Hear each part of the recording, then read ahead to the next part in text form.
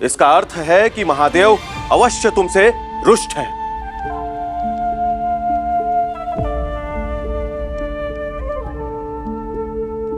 और हम उनका सम्मान उन्हें पुनः लौटाएंगे, तुम्हें मार के।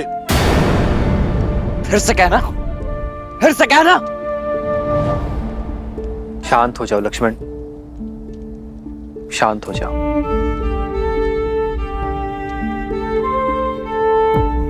सज्जनों, यह धनुष उठाने का निर्णय केवल महादेव का था, तो उन्हें ही निश्चित करने दे कि यह धनुष टूटा कैसे।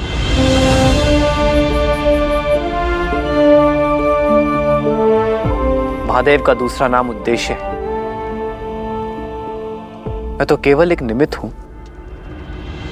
यह धनुष स्वयं इसलिए भंग हुआ क्योंकि कदाचित इसके होने का उद्देश्य पूर्ण हो चुका था।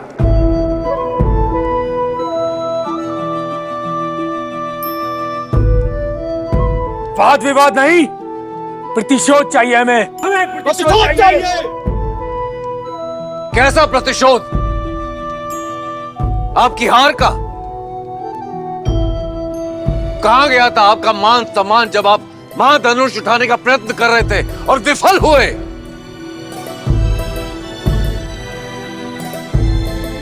ये स्वयंवर है और इस स्वयंवर का निर्णय हो चुका है।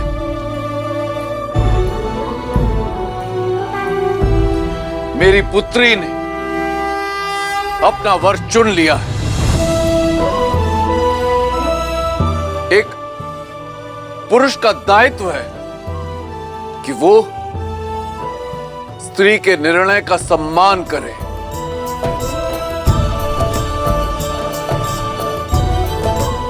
ना कि अपने अभिमान की अग्नि में उसके चैन की आहुति दे दे। ललकारो मत हमें जनक, हम मौन थे क्योंकि अब तुम्हारी रक्षा करने वाला शिव धनुष की ढाल भी अब भंग हो चुकी है।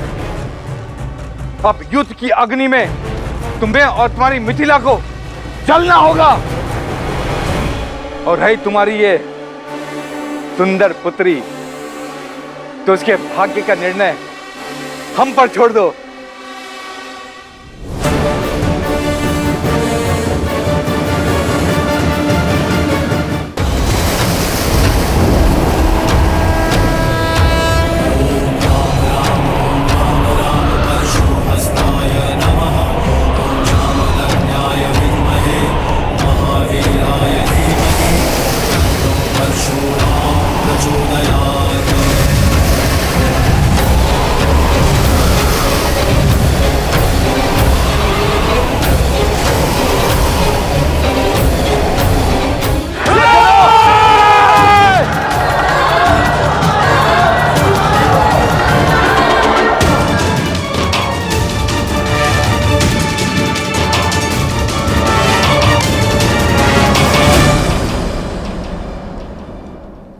महादेव ने अपना कवच मिथिला से इसलिए उठाया है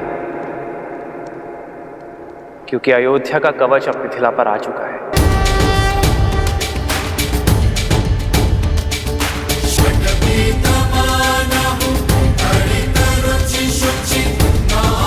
आप सब विवाह में आए इसलिए आपसे आशीष मांगा था, किंतु यदि आप युद्ध के लिए ललकार रहे हैं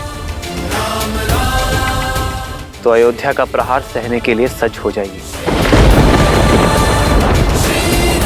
क्योंकि महाराज दशरथ के पुत्र युद्ध भूमि से पीछे नहीं हटेंगे।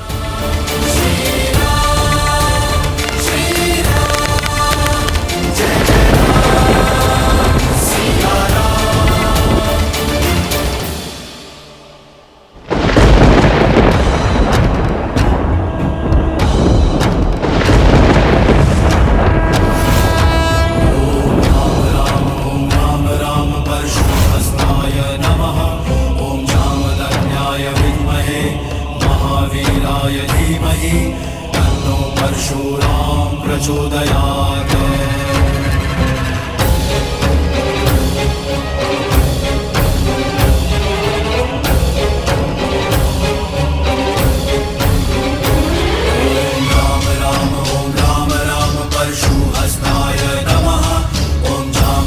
किसने भंग किया मेरे गुरु महादेव का ये धनुष?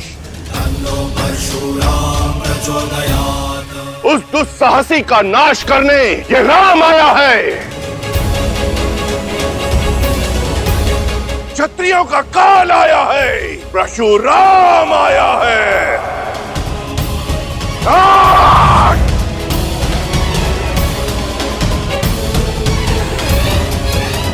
किसने मेरे आराध्य के धनुष को भंग किया? उत्तर दो, अन्यथा इस सभा के साथ साथ मैं पूरी मिथिला को भस्म कर दूंगा।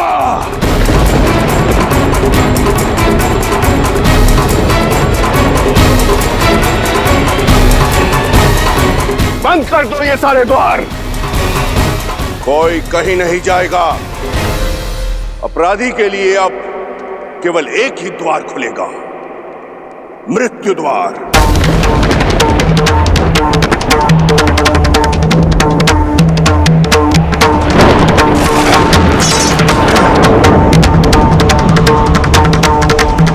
इक्कीस बार इस धरा को मैंने अभिमानी क्षत्रियों से विहीन किया है, 22वीं बार विनाश को निमंत्रण मत दो। बताओ किसने किया यह दुस्साहस? प्रभु छोड़ दीजिए, क्षमा कीजिए प्रभु, क्षमा कीजिए प्रभु। महादेव के अपराधी के नाम ना बताना भी मृत्यु प्राप्त करने के लिए पर्याप्त है। प्रभु परशुराम,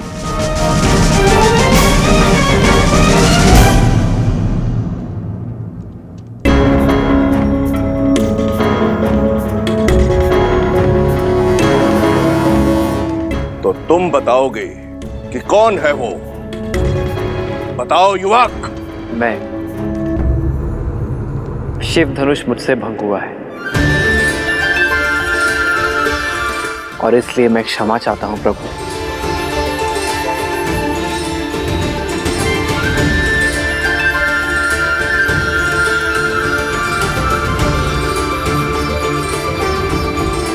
मत कीजिए क्षमा प्रभु, इसे क्षमा मत कीजिए।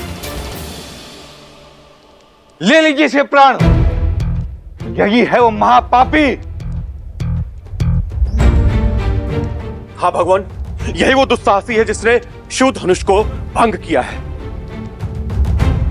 गुरुदेव, हम तो इसको खुद दंडित करने जा रहे थे, उसी क्षण आप प्रकट हो गए और यह शुभ कार्य आप अपने हाथों से कीजिए गुरुदेव। प्राण हर लीजिए इसके। तुमने ये परशुधारी राम जिसका रक्षक है, वो महाधनुष तुमने तोड़ा। अपना परिचय दो बालक। मैं भी राम, अयोध्यापति दशरथ का ज्येष्ठ पुत्र राम।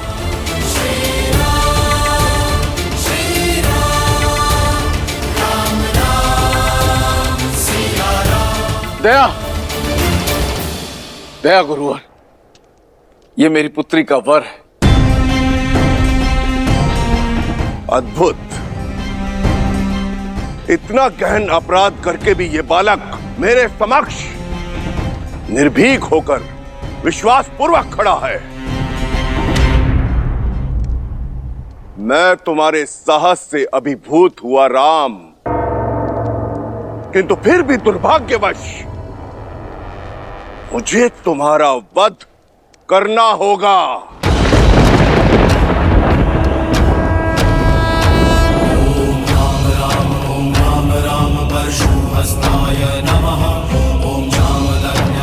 क्योंकि अब इस संसार में केवल एक ही राम शेष रहेगा।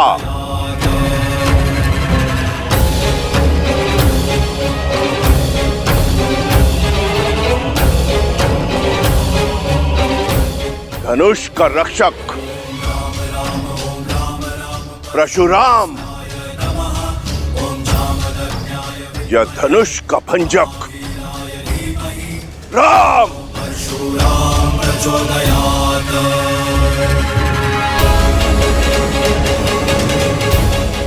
मुझे अपना सेवक समझकर शांत हो जाइए प्रभु। इतना बड़ा अपराध करके स्वयं को मेरा सेवक बता रहे हो? जनक, बताओ इस दृष्ट को कि कौन सा था वो धनुष? दीदी, यदि युद्ध छिड़ गया तो बहुत बड़ा अनर्थ हो जाएगा। यदि श्री राम ने भगवान परशुराम को मार दिया तो उन पे ब्रह्म हत्या का पाप चढ़ जाएगा, और यदि परशुराम जीत गए तो श्री राम को देखो उर्मिला, मुझे विश्वास है कि वो अपने धर्म की रक्षा के लिए कोई ना कोई उपाय निकाल लेंगे।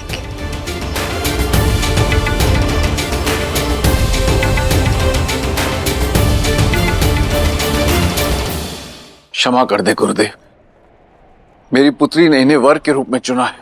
ये मेरे प्रश्न का उत्तर नहीं है जनक। उत्तर दो, बताओ कौन सा था वो धनुष?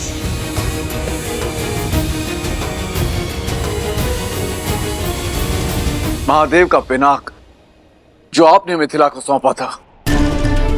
पर मेरी इस भेंट को, इस पवित्र धनुष को तुमने खिलौना बना दिया।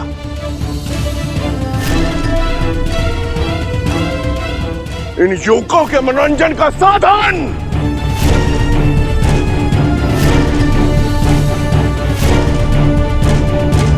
मेरी केवल इतनी ही मंशा थी गुरुवर, महादेव की ये सौगात मेरी पुत्री का सौभाग्य चुने। इसीलिए महाधनुष पर प्रत्यंचा चढ़ाने की शर्त रखी मैंने। सुना तुमने? केवल प्रत्यंचा चढ़ानी थी, धनुष भंग नहीं करना था। मंशा मेरी भी प्रत्यंचा चढ़ाने की ही थी प्रभु, किंतु महादेव की मंशा इस धनुष को तोड़ने की थी। अच्छा, महादेव स्वयं क्यों चाहेंगे कि उनका धनुष भंग हो?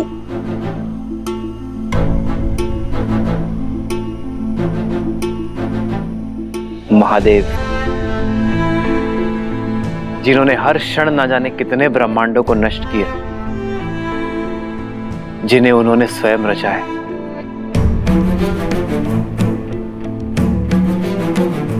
इस संसार में हर वस्तु, हर व्यक्ति का एक उद्देश्य होता है, और वो उद्देश्य जब पूर्ण हो जाए तो उसे जाना होता है। फिर वो मैं हूं, आप हैं, या स्वयं महादेव का पिनाक। पिनाक का उद्देश्य पूर्ण हुआ प्रभु। कदाचित उसकी मुक्ति का समय आ गया था। इतनी धृष्टता! कैसे अपने अपराध को महिमा मंडित कर रहे हो? जैसे महादेव का धनुष सूखे पत्तों से बना था, जो तुम्हारे कोमल हाथ लगाते ही टूट गया। जितने उदंडी हो उतने ही अभिमानी भी।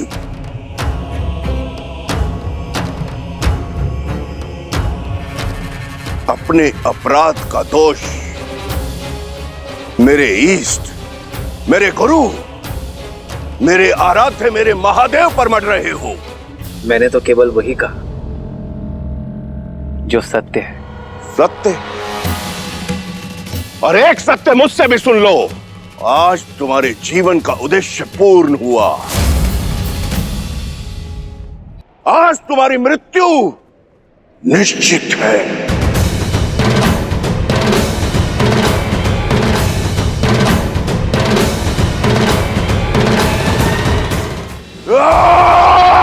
सावधान परशुपति। लक्ष्मण, नहीं भैया, कम से कम आज तो मुझे मत रोकिए। आपको चुनौती देने वाले इस अहंकारी को तो मैं नहीं छोड़ूंगा, फिर भले ही उसके पश्चात आप मुझे मृत्यु दंड ही क्यों ना दे दे।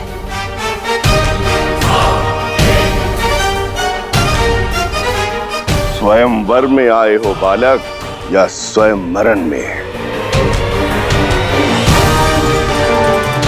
लगता है दोनों भाइयों में होड़ लगी है कि पहले मृत्यु लोक कौन जाएगा।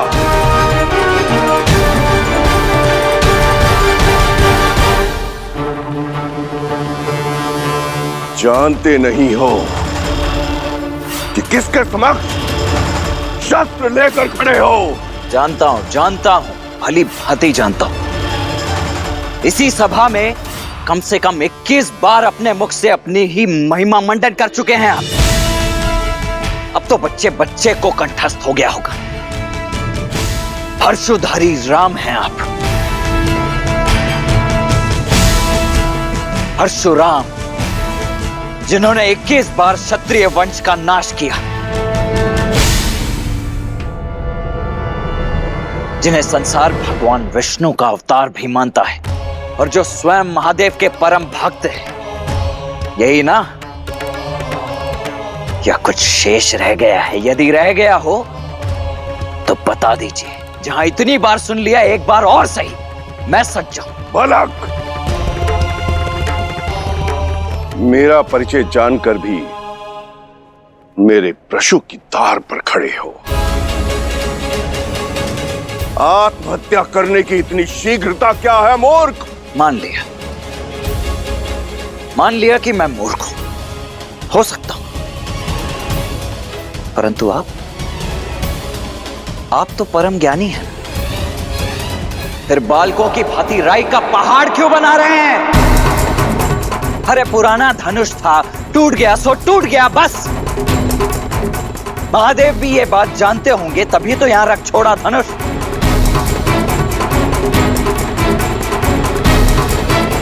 इतना क्या मोह पुराने धनुष से? बालपन में तो न जाने ऐसे खेल खेल में कितने धनुष तोड़ दिए हम। तब तो ना किसी ने धनुषों से ऐसा मोह किया और न ही ऐसा क्रोध। उदंडी!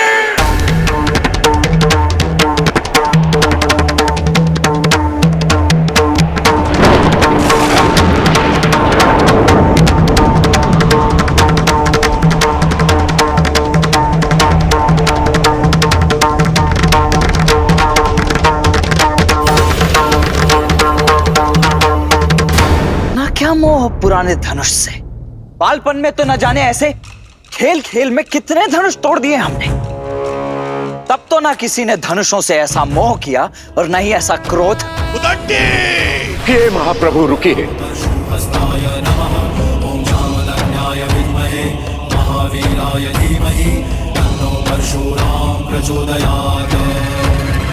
ये दोनों दशरथ पुत्र मेरी छत्र छाया में है। इन दोनों की सुरक्षा का उत्तरदायित्व इनके पिता ने मुझे सौंपा है। प्रभु, यदि इन्हें कुछ हो गया तो मैं महाराज दशरथ को क्या उत्तर दूंगा?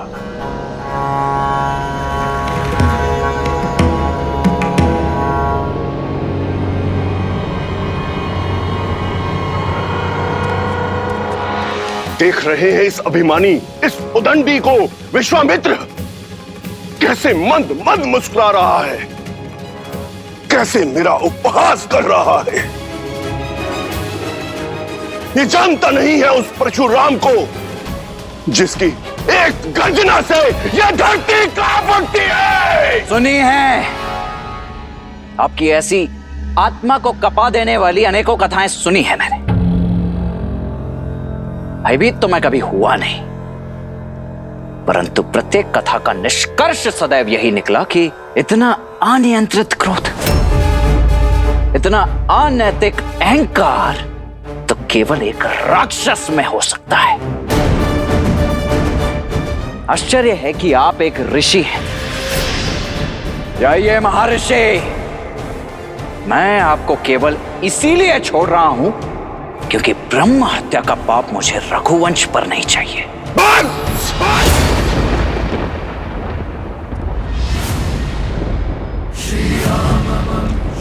विश्वामित्र, इसने मेरा अनादर करने का साहस कैसे किया?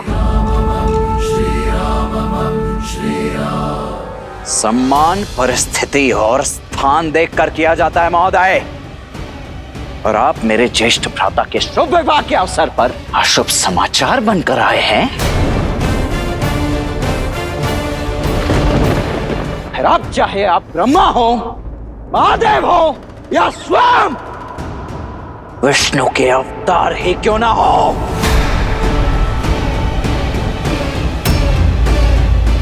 आपके समक्ष ये लक्ष्मण खड़ा है। आप होंगे संसार के भगवान, मेरे भगवान।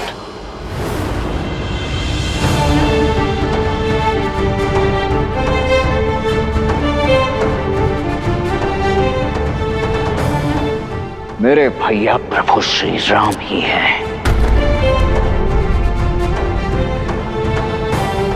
और यदि मेरे भगवान के ऊपर किसी ने शस्त्र उठाया, कवच ये लक्ष्मण होगा है।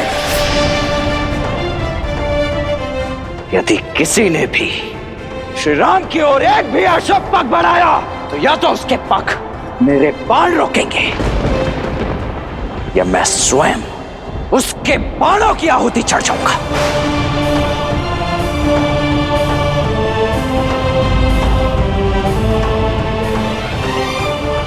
दशरथ पुत्र लक्ष्मण की, श्री रामचंद्र की, श्री रामचंद्र की, राम लक्ष्मण की, राम लक्ष्मण की।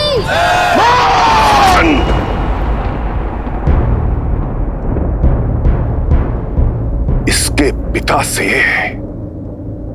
मेरी ओर से क्षमा मांगना ब्रह्म ऋषि, क्योंकि मैं उन्हें संसार का सबसे बड़ा दुख पुत्र शोक देने जा रहा हूं।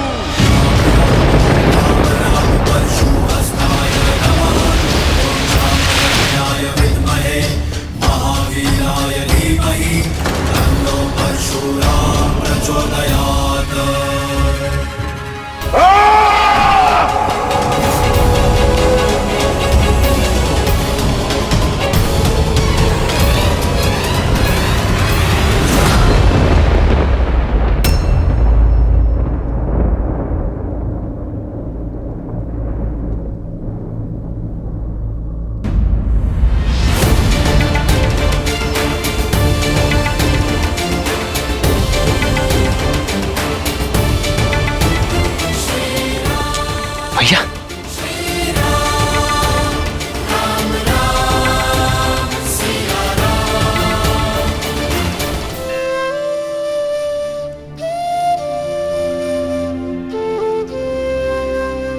मैं धनुष भंग होने का कारण आदर सहित स्पष्ट कर चुका हूं प्रभु,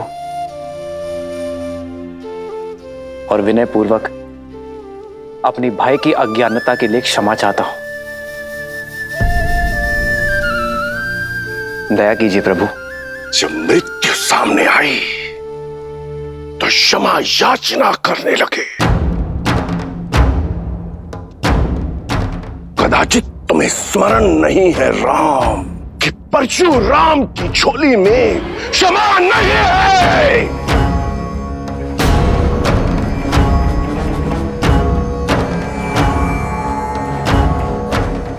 मेरे मन में आपके लिए बहुत सम्मान है ऋषिवर, मैं आपके पग की धूल भी नहीं हूं,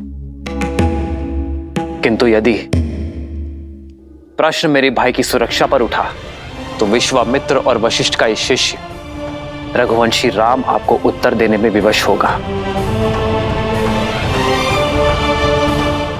मैं वही करूंगा जो उचित है प्रभु। अंतिम श्वास तक आपसे युद्ध। युद्ध? वो भी मुझसे, परशुराम से।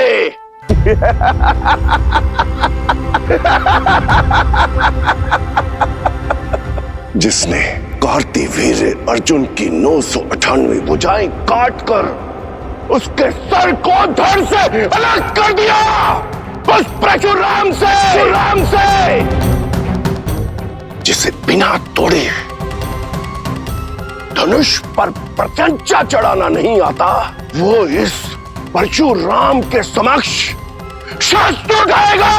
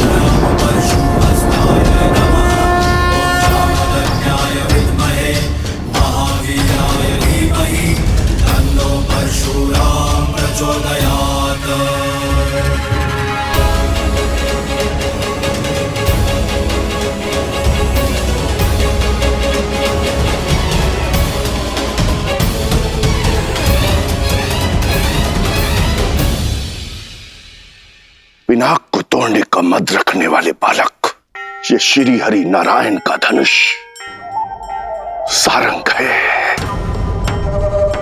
महादेव के धनुष को तो तुमने भूल से तोड़ दिया, अब इसे उठाओ और चढ़ाओ इस पर प्रत्यंचा।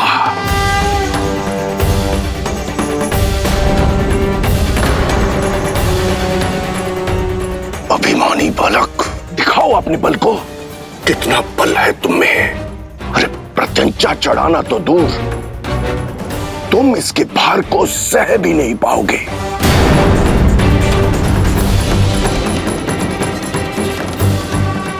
अरे चढ़ाओ प्रत्यंचा, ताकि सब देखें कि अयोध्या का बल इसके भार के नीचे कैसे कुचला गया।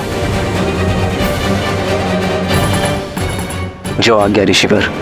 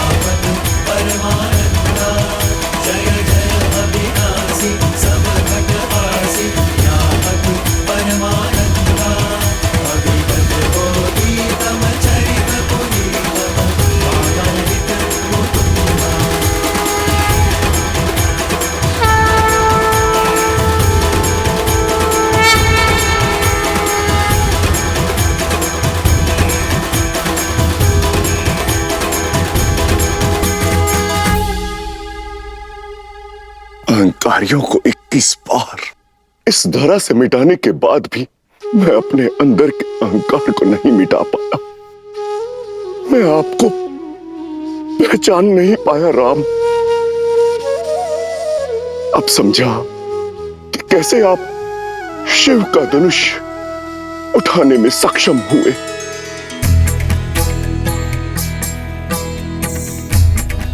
श्री रामचंद्र की जय। श्री रामचंद्र की जय। श्री रामचंद्र की जय। श्री रामचंद्र की जय। श्री रामचंद्र की जय।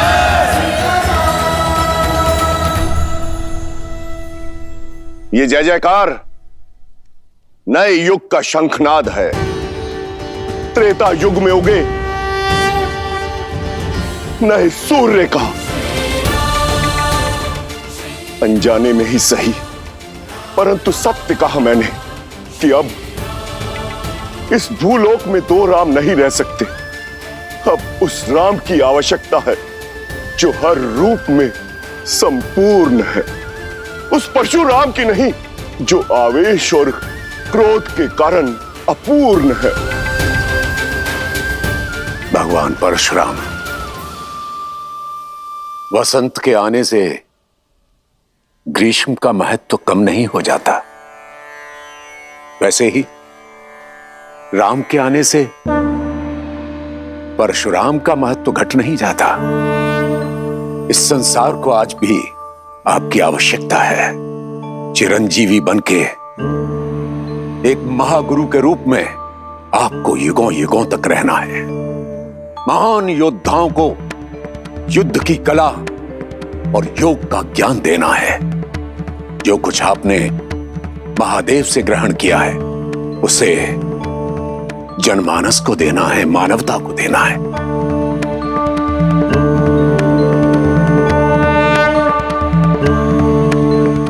अब इस बाण का क्या करूं ऋषिवर, जो इस धनुष पे चढ़ाया है? मैं जानता हूं राम कि धनुष पर चढ़ाया बाण लौटाया नहीं जा सकता। अब इसे लक्ष्य देने की आवश्यकता है। तो बताइए ऋषिवर, क्या लक्ष्य भेदू इस बाण से? आप तो चिरंजीवी हैं, तो ये बाण या तो आपके तप की शक्ति को काटेगा या मन से विचरण करने की शक्ति को। पूरे आर्यावर्त और दक्षिणात्य में महारथियों को ज्ञान देने और हिमालय से दूर दक्षिण तक अनेक आश्रम स्थापित करने में मन की गति का सहयोग होगा। इसलिए इस पर कृपा कीजिए और उस तपोबल पर प्रहार कीजिए जिसके कारण मुझ में अहंकार आ गया था।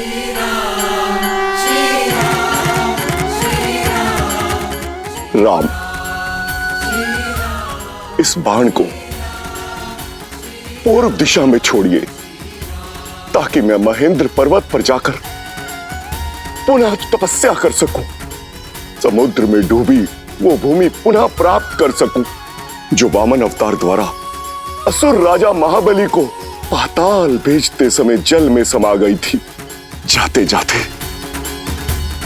धर्म स्थापना और अधर्म के विनाश का दायित्व आपको सौंपकर मैं आपसे विदा लेता हूं राम, विदा लेता हूं। जो आज्ञा प्रभु।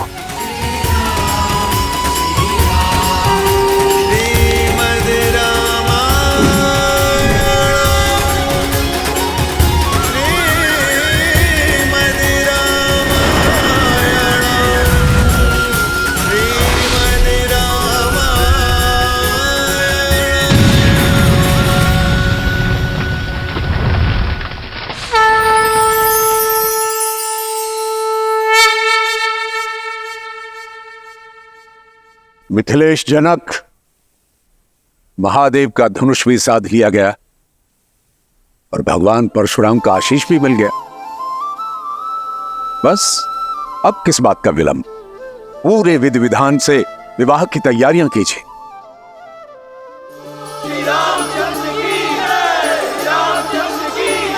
जनकपुत्री सीता की, जनकपुत्री सीता की, जनकपुत्री सीता की।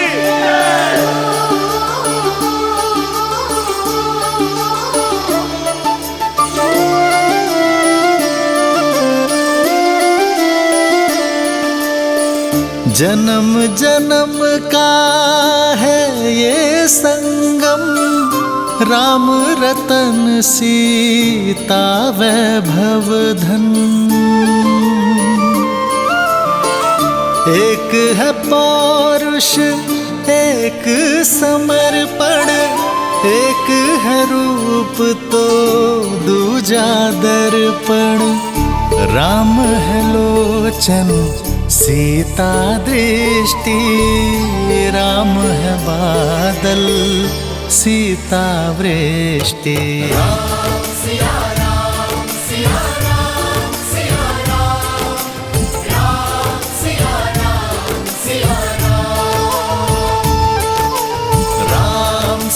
राम सिया राम सिया राम, राम सिया राम सिया राम।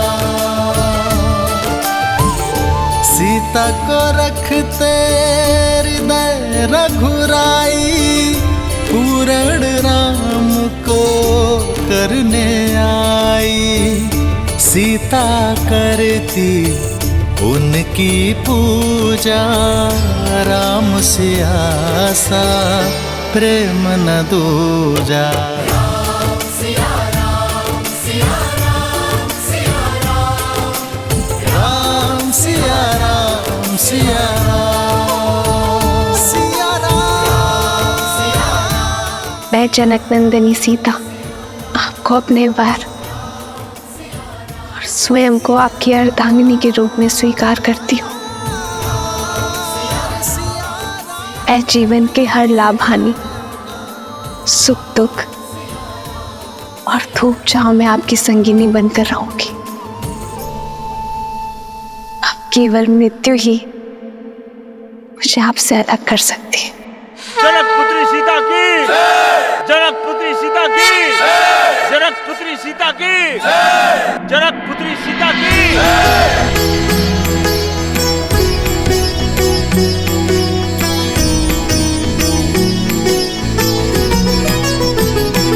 हो सोहती सिए राम के जोरी, छवि सिंगारू मनहूँ एक ठोरी। सखी कहाही प्रभु पद कहु सीता, करती न चरण परस अति भीता। आपने मुझे अपना अर्धांग चुना है, अर्थात हम दोनों एक दूसरे को पूर्ण करेंगे। आज से मैं आप हूं और आप मैं, ना कोई छोटा ना कोई बड़ा, ना स्वामी ना सेवक। हर स्थान हर मान में हम दोनों समान होंगे।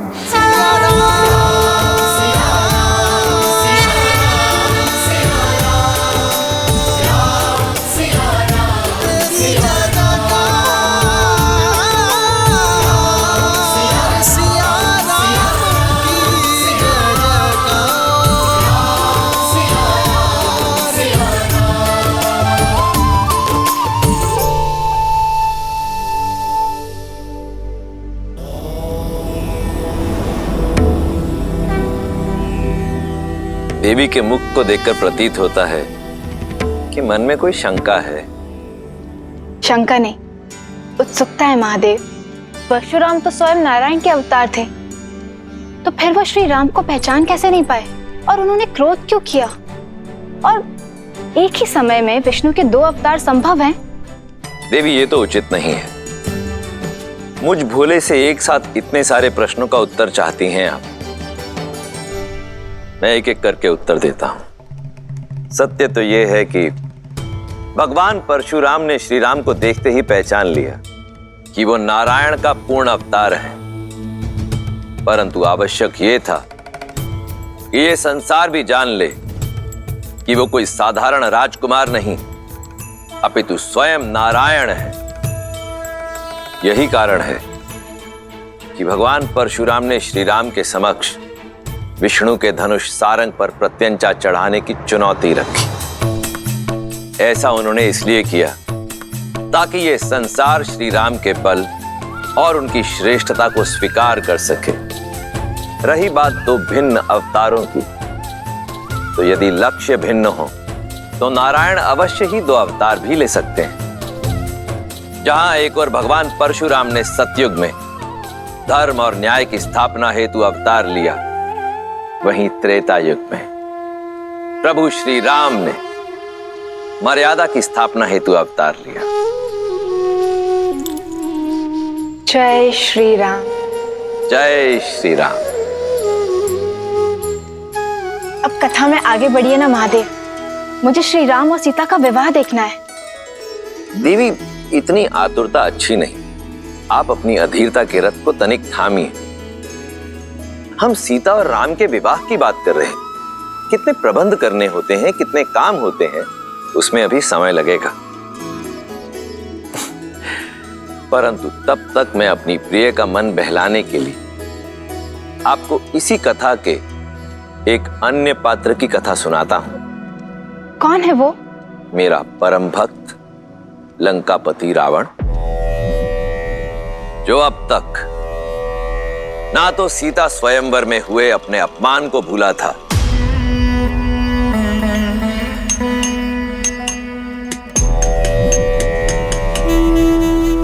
और ना ही भूला था देवी सीता के अप्रतिम सौंदर्य को।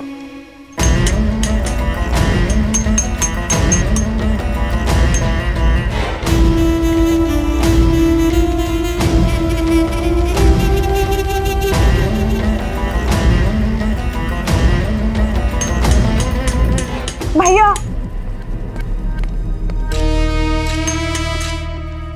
भैया वो विद्युत जीवा।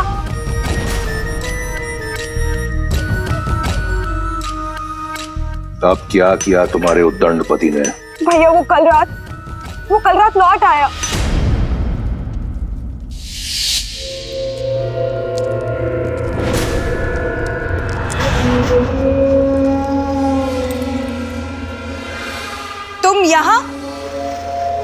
तुम यहाँ क्या कर रहे हो विद्युत जीवा? क्या एक पति को अपनी पत्नी, एक पिता को अपने पुत्र के पास होने का कोई अधिकार नहीं है? जैसे आए हो वैसे ही लौट जाओ विद्युत जीवा, अन्यथा भैया तुम्हारे प्राण ले लेंगे, क्योंकि वो अपना अपमान कभी भी नहीं भूलते। अपमान तो मेरा किया है तुम्हारे भाई ने, क्या अधिक चाहा था मैंने? एक छोटा सा राज्य ना। राज भिक्षा में नहीं मांगे जाते विद्युत जीवा, बल्कि बल और साहस से अर्जित किए जाते हैं, जो तुम में बिल्कुल भी नहीं था। आज की बात करो सुपर्णखा।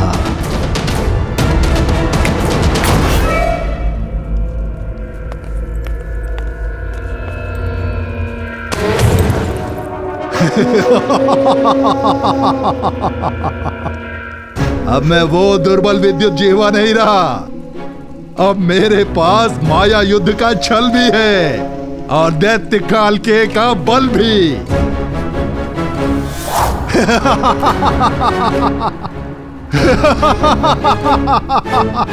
ये काल के? हाँ, काल के अस्त्र। मैं रावण से डरकर भागा नहीं था शूर्पणखा, मैं तो सज्ज हो रहा था उसका सामना करने के लिए। धरा से नीचे गहराई में पाताल और रसातल के मध्य एक नगर है, आसमानगढ़।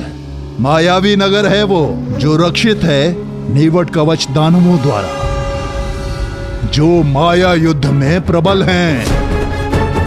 और अकेला नहीं हूं मैं, रावण के भय से छुपे आसमानगढ़ में मेरे संबंधी दैत्य काल के भी मेरे साथ हैं। कुछ नहीं कर पाएंगे तुम्हारे ये काल के, क्योंकि स्वयं काल मेरे महाशक्तिशाली भाई का दास है। महाशक्तिशाली? अरे तो कहां है सीता, कहां है शिव धनुष? हाँ, उसकी शक्ति का प्रदर्शन पूरे संसार ने मिथिला में देखा था। अब समय मेरा है, लंका अब मेरी होगी, रावण का अंत होगा। मूर्ख हो तुम, देव असुर यक्ष गंधर्व, कोई भी मेरे भाई को मार नहीं सकता। मार नहीं सकता तो बंदी बना लूंगा, पर रक्तपात से क्या लाभ है? अरे जाओ जाओ, जाकर समझाओ अपने भाई को, सिंहासन त्याग कर मुझे सौंप दे, अन्यथा मेरे पास दूसरे मार्ग भी हैं। भैया, मैं आपका अहित होते हुए नहीं देख सकती, मैं आपका घात होते हुए नहीं देख सकती, इसलिए आपको सावधान करने चली आई।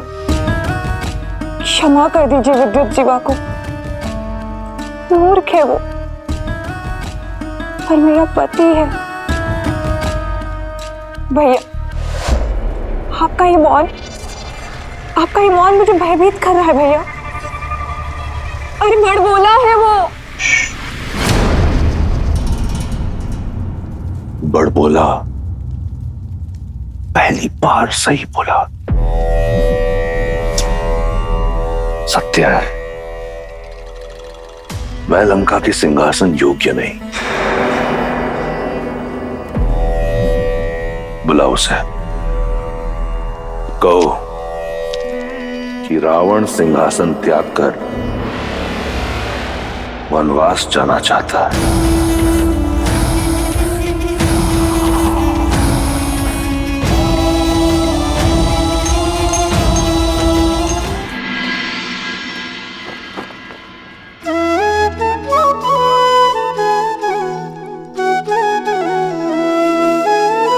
सुनो महिपति मुकुट मणि, तुम सम धन्य न को, राम लखनु जिन्हके तनय विश्व विभूषण दो।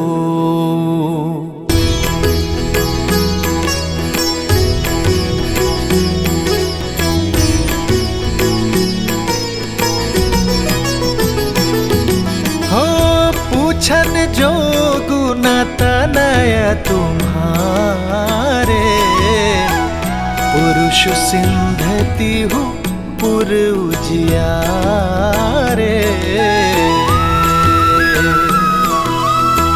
जिन्हके जस प्रताप के आगे, ससिमल नर भी शीतल लागे।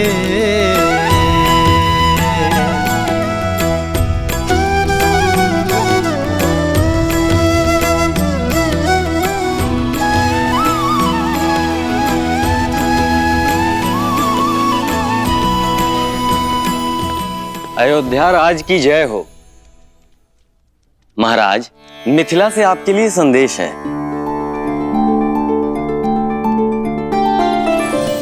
अयोध्यापति दशरथ को मिथिला नरेश जनक का प्रणाम। आपको पूर्व में मेरी पुत्री के स्वयंवर के विषय में सूचित किया गया था, पर आपने आने में असमर्थता दिखाई, क्योंकि आपके पुत्र ब्रह्म ऋषि विश्वामित्र के साथ थे।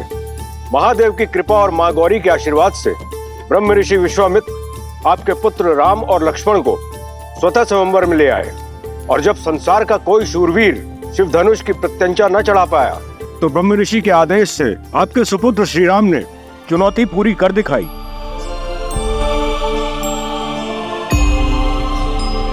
और कुमारी सीता को अयोध्या की वधू बनने का सौभाग्य दिया।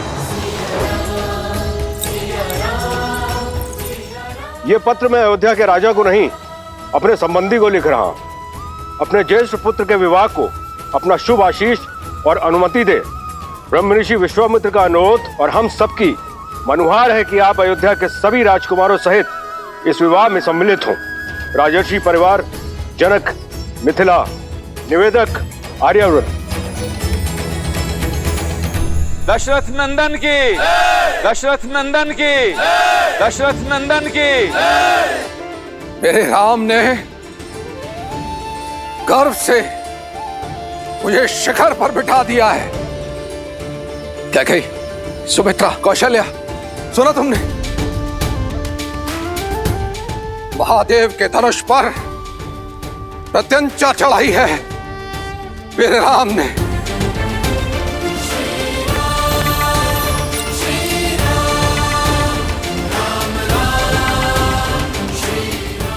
हमारे राम ने ये कार्य यदि कोई कर सकता था तो केवल हमारा राम। कदाचित मैं उसका ये शौर्य देख पाती, भरी सभा में उसे गले लगाकर उसे बधाई दे पाती। दीदी हमारा राम। सुमित्रा,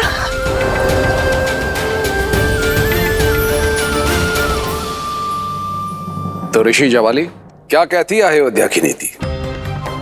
क्या एक पुत्र के विवाह के लिए राजा अपने राज्य को छोड़कर जा सकता है या नहीं? अति शीघ्र महाराज, परंतु उससे पहले एक शिष्टमंडल नवसंबंधियों के साथ उपहार समेत भेज देना चाहिए। तो उस शिष्टमंडल को तुरंत प्रस्थान करना चाहिए। जी। ब्राह्मणों और पुरोहितों के दल को मिथिला की ओर प्रस्थान करने के लिए कहें। राजा जनक को सूचित किया जाए कि समस्त अयोध्या अपने राम के विवाह की साक्षी बनने के लिए मिथिला आ रही है। समय व्यर्थ ना करें ऋषि जवाली, मेरे राम का विवाह है, विलंब ना हो। जैसी आपकी आज्ञा। महामंत्री सुमंत्र, अयोध्या के सभी रथों को सज्ज कीजिए और उन्हें उपहारों से लाद दीजिए। जाओ दिया महाराज। देवी कौशल्या, नव विवाहितों के स्वागत के लिए अयोध्या को एक नव वधु की तरह सज्जित कर दीजिए। देवी सुमित्रा, भरत और शत्रुघ्न को संदेश भेजा जाए कि वो शीघ्र अतिशीघ्र मिथिला पहुंचे। कैकेयी, उत्सव की घड़ी आ गई है, सभी प्रबंधों को देखो, कोई कमी नहीं रहनी चाहिए। मैं गुरुदेव वशिष्ठ से मिलकर आता हूं। ये विवाह उन्हीं के आशीर्वाद से होगा। जी महाराज, मेरे राम का विवाह है, मेरे राम का।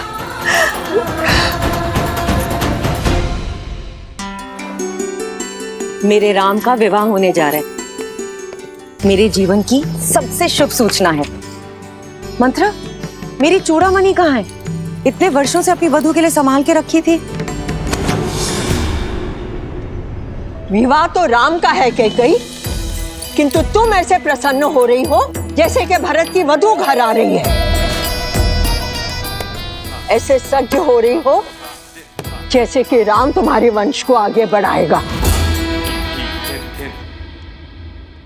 मां कहकर नहीं पुकारा होता ना, तो अभी इसी क्षण तुम्हारी जीभ काट देती। वो जीभ जो सदैव शुभ अवसर पर विष उगलती है। एक बात कान खोल के सुन लो मंत्रा, विवाह मेरे पुत्र राम का है, मेरे राम का। समझी तुम? जीभ क्या, गर्दन काट दो ना मेरी। सत्य तो नहीं बदलेगा, और तुम जब ठोकर खाओगी ना तब समझोगी। जब राम को जन्म देने वाली मां कौशल्या स्वयं इस विवाह में नहीं जा रही, तो रीतियों की बेड़ियों को तोड़कर महाराज दशरथ तुम्हें वहां कैसे ले जा सकते हैं? रीति तो स्त्रियों के युद्ध में जाने की भी नहीं है रघुवंश में। फिर भी वे मुझे लेकर गए ना, क्योंकि वे मुझसे प्रेम करते हैं। उनकी सबसे प्रिय पत्नी हूं मैं, राम की सबसे प्रिय मां। और फिर अगर वहां जाऊंगी तो भरत से भी भेंट कर लूंगी। अब तो मुझे बातों में मत उलझाओ, शीघ्र मेरी चूड़ामणि ढूंढो। मैं आज एक बार फिर से महाराज को चौंका देना चाहती हूँ। आपने सही कहा था गुरुवर। श्राप के भय से मैं अपनी ही संतान के भविष्य के आड़े आ रहा था। देखिए ना, मेरा राम संसार की सर्वश्रेष्ठ कन्या का वर चुना गया है।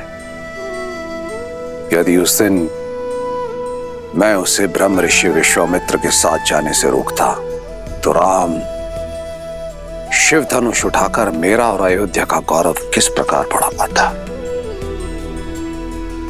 बहुत बहुत धन्यवाद ऋषिवर।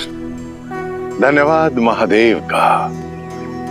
जिन्होंने राम और अयोध्या के साथ साथ हम सबको यह गौरव दिया। जो भूल करने से बच गए उस पर पछतावा करने से कोई लाभ नहीं पुत्र। आओ राम के इस भव्य विवाह की यात्रा प्रारंभ करें।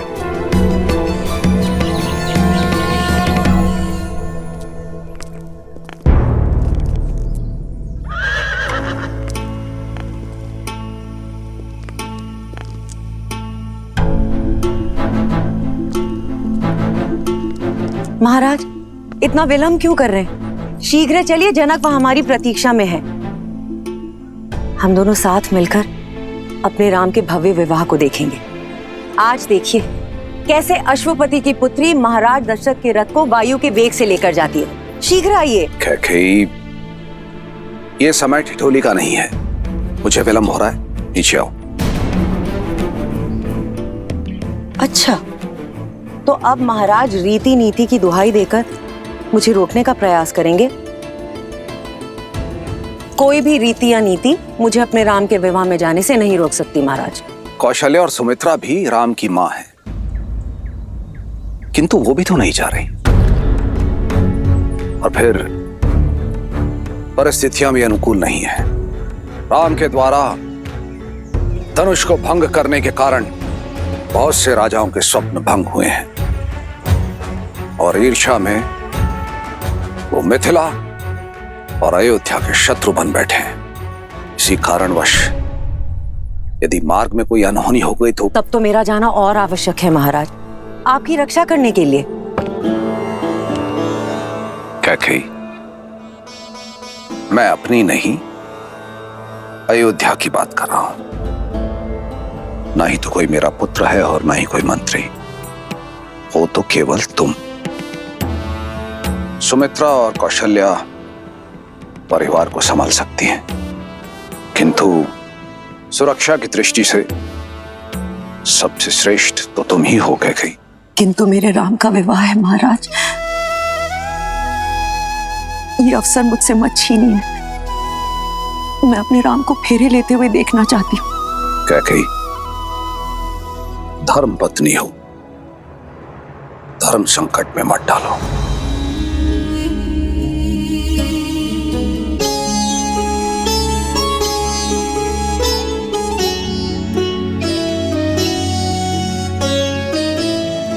किंतु मैं तुम्हें इस प्रकार भावुक भी नहीं देख सकता।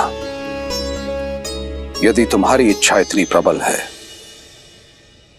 तो तुम मिथिला जाओ। मैं यहां रुककर अयोध्या की सुरक्षा देखता हूं। महाराज, इतनी स्वार्थी भी नहीं है आपकी कैकेयी। जानती हूं आपके राम में आपके प्राण बसते हैं। उसका विवाह देखना आपका सबसे बड़ा स्वप्न है। ये स्वप्न कैसे छीन लूं आपसे? वैसे भी मेरा मन आपसे थोड़ा अधिक कठोर है, ये पीड़ा सह लेगा। आप जाएं महाराज, अपने पुत्र के विवाह का आनंद उठाएं। अयोध्या की रक्षा करने के लिए आपकी कैकेयी है।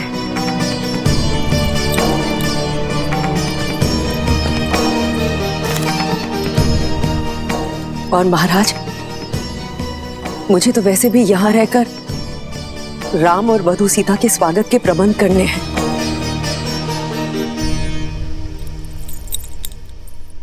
ऐसे सजाऊंगी अयोध्या को कि इंद्रलोक की दमक और वैकुंठ की शोभा भी फीकी पड़ जाएगी। प्रिय कैकेयी, ये मेरा वचन है, अगली बार कोई बाधा नहीं होगी। हमारे पुत्र भरत के विवाह में उसकी माता अवश्य उपस्थित होगी और वो हर रीति में सम्मिलित होंगी। आप राम और सीता को मेरा प्रेम दीजिएगा। आप जाए महाराज, विदा।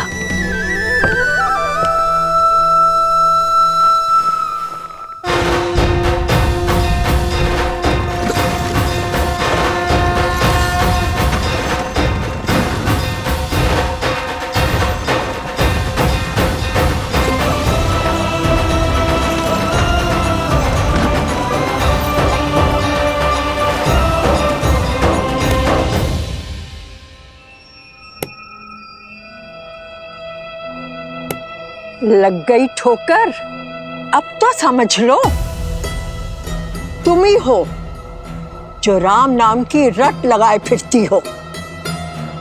अपने पति के युद्ध में रथ में उंगली फंसाए फिरती हो, किंतु तुम ये नहीं जानती कैकई कि महाराज दशरथ के हृदय में केवल उनका ज्येष्ठ पुत्र ही बसता है, और वो है राम।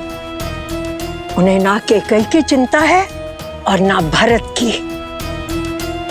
कैकई, मेरे शब्दों को गांठ बांध लो, वो समय दूर नहीं कैकई जब तुम्हें विश्वास हो जाएगा कि अयोध्या में तुम्हारे हित के बारे में केवल मैं सोचती हूं, ना राम और ना महाराज दशरथ।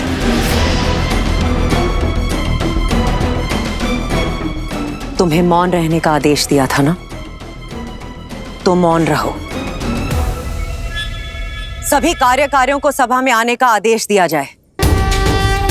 स्वागत के प्रबंध निश्चित करने हैं। अयोध्या का भविष्य मेरा राम लौट कर आ रहा है।